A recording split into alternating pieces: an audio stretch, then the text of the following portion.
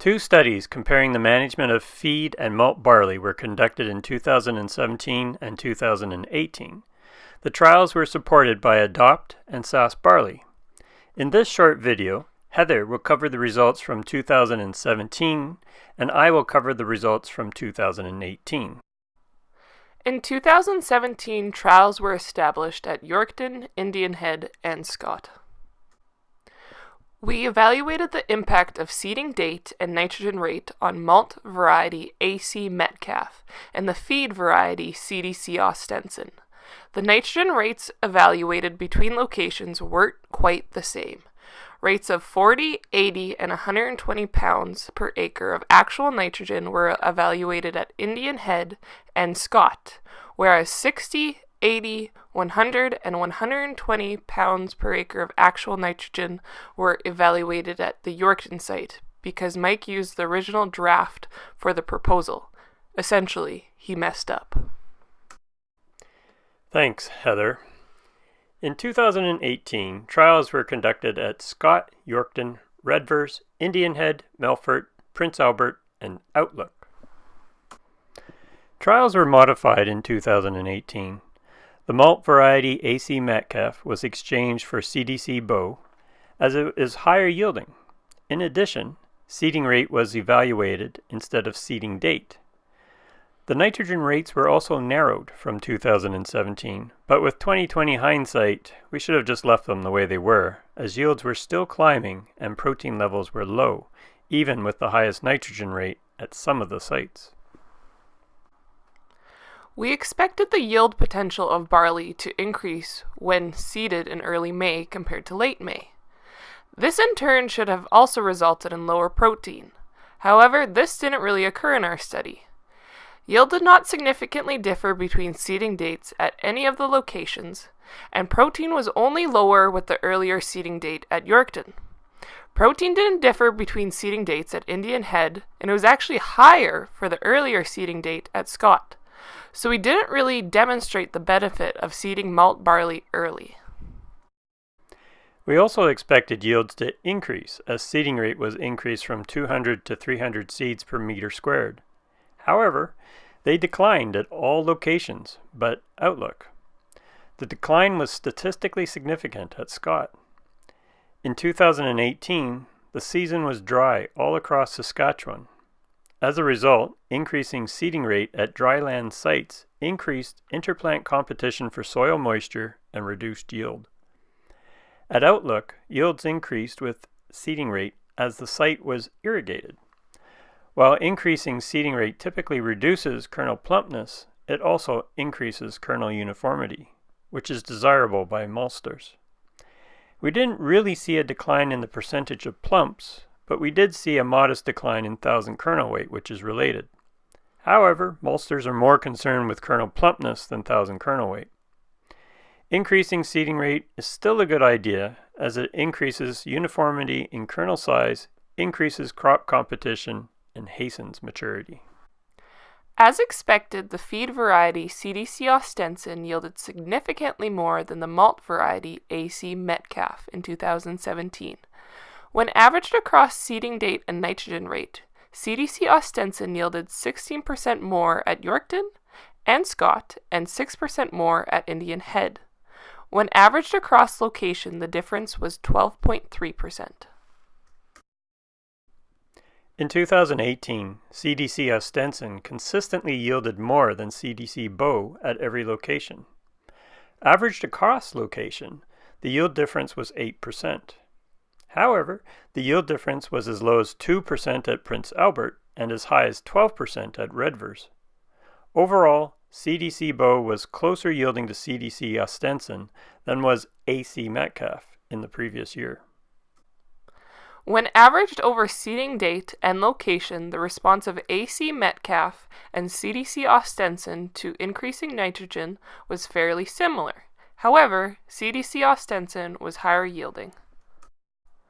The red box in this image shows the acceptable range of protein for malt, which is between 11 and 12.5% protein. At Yorkton, AC Metcalfe was only acceptable for malt when seeded in early May at the lowest N rate of 60 pounds per acre. The economic analysis for growing malt over feed in the study compares both varieties at 60 N when seeded in early May, as this was the only treatment achieving malt.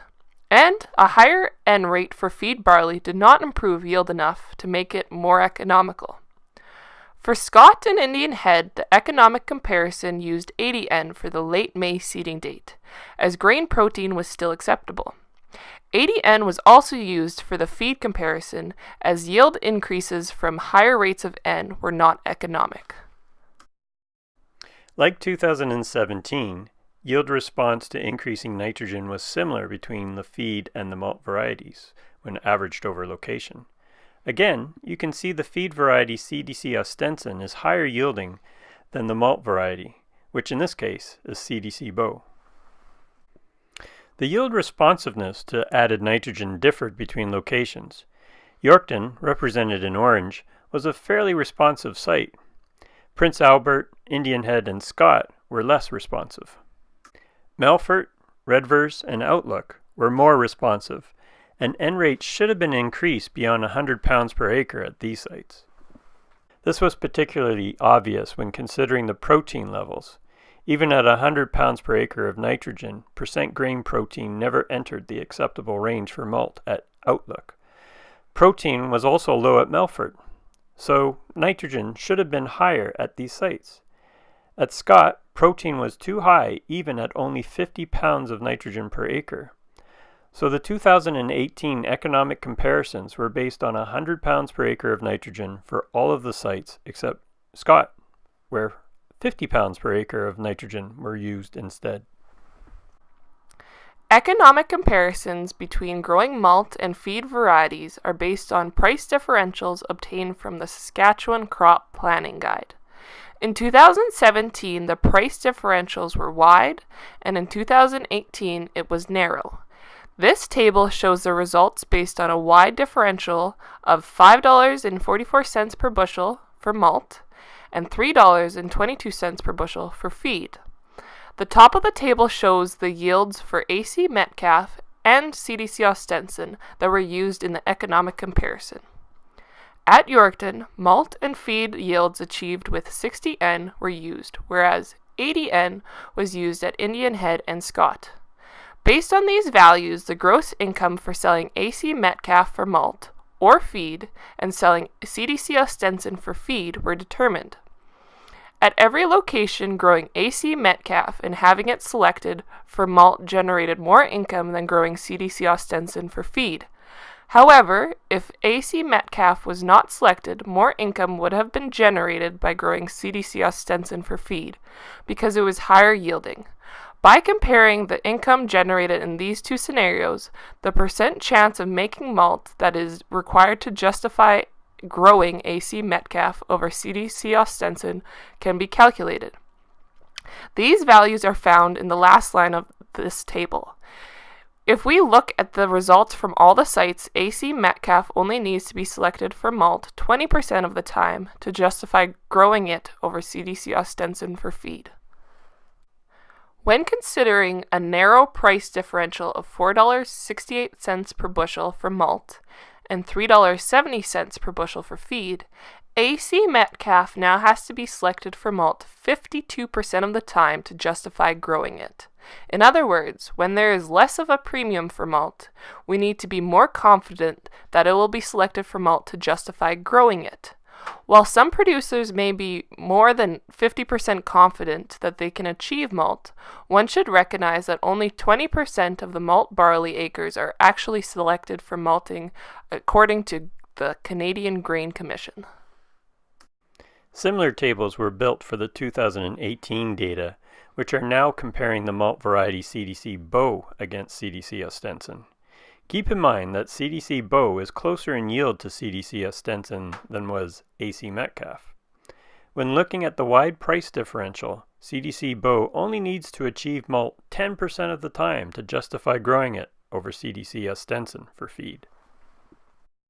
When the price differential is narrow, CDC Bow needs to be selected 27% of the time to justify growing it. You'll note these percentages are about half of what they were for Heather's comparison with AC Metcalfe. This is because CDC Bow is higher yielding than AC Metcalfe. Of course, maltsters have different levels of preference for different varieties, and this must be also taken into consideration. However, when varieties accepted by maltsters yield the same as the highest yielding feed varieties, there will be little reason to grow feed varieties. This will likely happen in the future, as less breeding efforts are being conducted on feed varieties. In conclusion, higher seeding rates should be used despite the results of this trial. While higher seeding rates didn't increase yield in our study, it does increase crop competition, increase kernel uniformity, and hasten maturity. Somewhat higher nitrogen rates can be used when growing barley for feed. However, nitrogen must be managed for malt barley as acceptable levels of protein can be exceeded. Malt barley should be seeded in early May to optimize yield and decrease protein. However, based on the results of this study, you shouldn't give up on malt if you're seeding late in May. The feed variety CDC Ostenson is about 12.6% higher yielding than AC Metcalfe and about 8% higher yielding than CDC Bow. With a wide price differential, we need a 20% chance for AC Metcalfe and a 10% chance for CDC Bow making malt to justify growing these varieties over CDC Ostenson for feed. With a narrow price differential, these probabilities increase to 53% for AC Metcalfe and 27% for CDC Bow. When the yield of varieties accepted by maltsters is the same as feed, there will be little reason to grow feed. Varieties such as AAC Synergy are showing promise as they are even closer in yield to CDC Ostenson.